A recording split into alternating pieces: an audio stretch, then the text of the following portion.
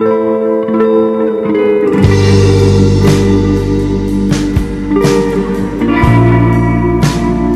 this is Jeremy reporting for the Eternal Rock Show. It is February 25th.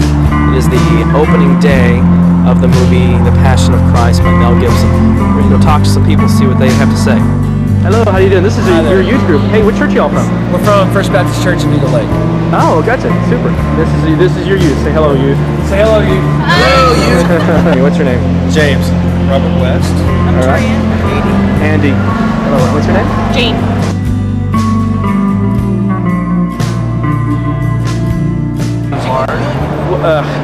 What's the significance of all this suffering that you've seen? What's the significance of that? Basically, I think it was just, that's a deep question. It's kind of hard to talk about afterwards. It's very powerful. This movie was like at a preview at Acquire the Fire. Oh yeah. Yeah, and from what I saw, it's supposed to be really powerful, really good, really grotesque, but really good. Yeah. So I'm looking forward to it. Cool. Why is it a good thing that it's so vivid and grotesque? What do you think, in your opinion? Well, I think it's just to pound home the message of how powerful that what he did for us is. Yeah. You know, the fact that he gave his life isn't just something where, you know, like a friendship thing, like, oh, I saved your life because I'm your friend. You know, he did it you know, to save us. So I think Mel Gibson wanted to pound that home by showing just how much he had to take so that we could be where we are today. You know? Actually, what you just said there kind of reminded me of what Jesus said on the Sermon on the Mount. Is that it's easy to love your friends and hate your enemies, but I say love your enemies. You know, that's exactly what he was doing, wasn't he? Yeah. In my personal experience, the only thing that really moved me, I've gone through from being a Christian to being an atheist. I've gone up and down, up and down, up and down, back and forth, back and forth.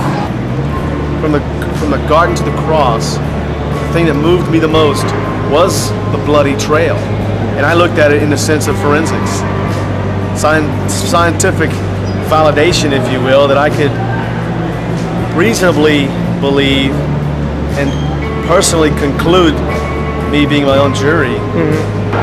There was a man who experienced a garden experience, you know, where they pressed him hard.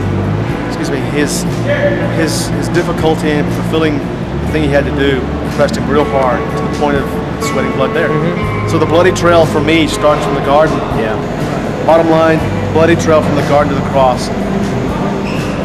That excites me because it shows me that he had a huge job to accomplish, but he absolutely did not quit. It's a focus and determination. And Hebrews 12 says he did it because he loved us. The world is a nasty place as it is today, and just to think if he was that way, if he wouldn't have taken that much suffering for us, then it would have been just that much nastier now than it was then. It would just been that much worse. Yeah. If he wouldn't have taken the beatings then. We'd have been taking beatings now. All right. People have trouble maybe sometimes making a distinction between this sort of violence and what they call the gratuitous violence, like you would see maybe in natural born killers. Can you help us make a distinction there? What's important about this being violent? I think this is like people like to show people like all the pain that he went through and stuff. It's just not like, ooh, let's go make blood go everywhere. You know, like gratuitous violence is people they kill for like they love it because they like to see it. Like he didn't like he loved it. He went through it for us. He loved us. I think for me personally, I get sick a lot. Yeah. It's one of my things. And watching him go through it reminds me that he knows my suffering. And he's walking with me through it. But I think that it's just going back to the suffering needs to be shown just to show how much he went through for us, for our sake. Just to show that it wasn't just and that it was also a choice. That it wasn't like he was forced to do this. It really was a choice. Yeah, right.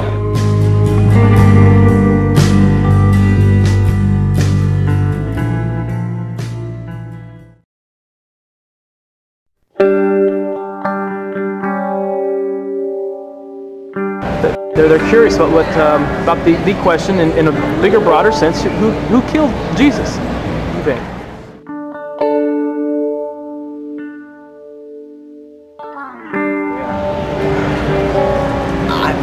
a good question, actually. Yeah. Who killed Jesus? In the greater, broader sense, you know, who killed him? All right, I'll give you a couple different definitions. Right. One, we all did. Right. That's Mel Gibson's answer when he was being grilled. We all did. Yeah. Who is it? Well, then if you go for the justice answer, Yeah. the justice answer would be that he was crying. He was actually convicted, sentenced to a death by the establishment. Right. But there was no really formal establishment, so it's hard to say who really did. You know, most people say that Romans killed him, but you know, his father had something to do with that. Him dying. Yeah. He had his own destiny, I guess you could say. Oh yeah. And his father definitely had something to do with him dying. It's interesting you say that because I've interviewed a couple other people about this, and that was the exact same point I wanted to bring up. Some people, I think in Isaiah 53:10, is yet it pleased the Lord to bruise him; he put him to death.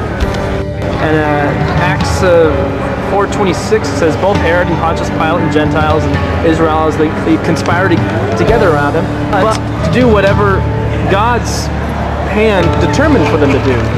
So what you're saying is God ultimately was the one who killed Jesus, and this is not a little heinous, senseless violence, and it doesn't reflect merely the depravity of man, but the indignation that God has against the news keeps making such a big deal about, was it the Jews that killed him? Was it the Jews that killed him? And I've never even thought of that. Yeah. That God knew what was going to happen to him. It wasn't. Yeah. I don't know. I never even looked at it like that. And I'm not coming here to find out who killed Jesus. Right. Do you agree with the statement that God ultimately was the one who killed Jesus, was predetermined and set out these events, even though you saw, Roman hands and earthly, vengeance, taking place? That was all orchestrated by God. Do you agree with that? What do you think? Yeah. Yeah. All right. That's reasonable. It's also scriptural. I agree with that. Right. It's divine orchestration. It's divine appointment. It was. To me, I can't argue with that. Sure. Well, I know, it's like, you can't say he didn't because God knows everything. He knew it was going to happen. He knew the plan, but not merely knew, but determined. And of course, you could also, if you wanted to, call it suicide. Jesus knew it was going to happen, but he willingly went into it. Yeah. So I mean, to say that somebody in particular killed Jesus is irrelevant. I think people's fears of what they didn't understand killed Jesus. Super. Hey, what grade are you in, by the way? I'm graduated from high school. Super, yeah, you just seem like your answers very quick and they're kind of smarter. I watched the Discovery Channel. Yeah, I think that's a very hard thing to admit. I think that's a hard concept to think about, the sovereignty of God. Does God control everything? Does he take pleasure in the bad things that we perceive as bad, but that he sees as good? I think it's just a whole thing of you have to get back to understanding that he knows everything, that he's in control of everything. And so therefore, he knows that everything is for the good. And I think that, I love that passage because it really does show us that it wasn't the Jews, it wasn't even us, but it was God himself who put Jesus to death. Right. I'm excited to see it because we've been through devastation in the last year in our life, and our saving grace through it all was knowing that Jesus had died first. Yeah. And so when his dad and my husband died this year in a car accident, it was okay. Awesome. It was okay because Jesus paved the way. Excellent. We knew where he was headed.